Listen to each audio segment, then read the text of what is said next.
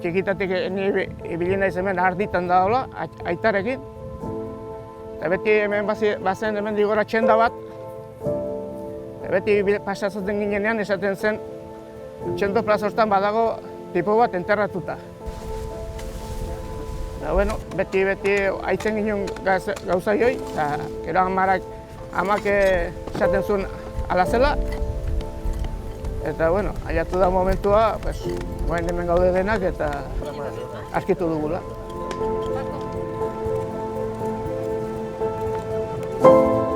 Hau da persona bat, ez dakigu, persona horren bizitzaz, norbait izango zuen bere familia, bere pensamentua izango zuen, bere izakera, bere kultura, bere historia oso bat edukiko zuen bere bizitzan, eta hemen egon da ez, hainbeste urtez. Eta, bueno, urte guzti horien ondoren persona hori ateratzea, bere bizitzarekin, gauza handia dela.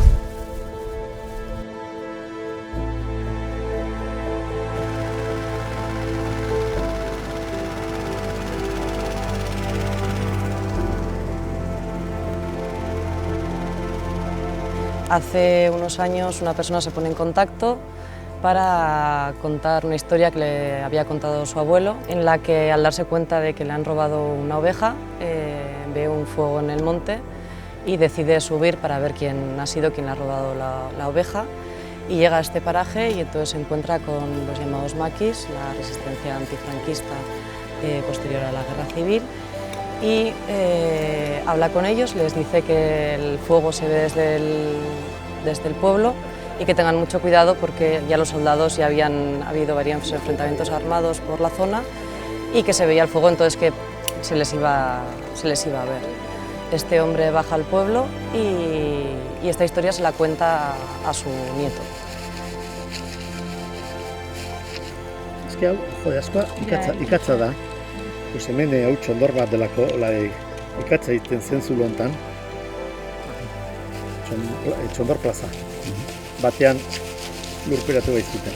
Finka hau Lizardigain etxeko finka bat zen, eta gu txikitan beti jakiten genuen, ez? Hona etortzen ginean finka hau lantzera edo belarra egitera edo horrela, aita beti aipatzen zigun, hor zokortan hor daude makiak, ez? Lurperatuta.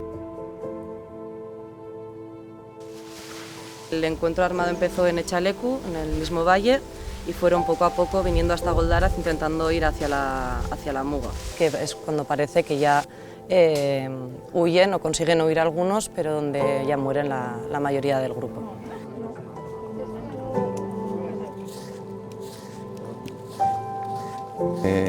Sería bueno seguir investigando, seguir viendo y viendo un poco que en este momento hay apoyo y hay gente que quiere colaborar y aportar.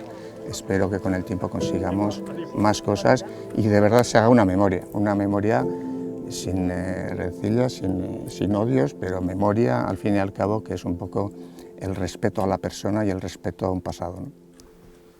Frankismoaren kontrako borroka zure gain hartuta utzi zenitun etxean denak zain.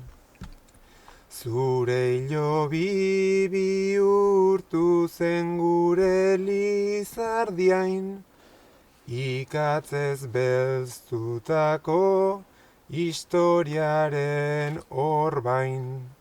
Zure hilobi bihurtu zen gure Lizardiain, eta lurra berdetu egin zaigu orain.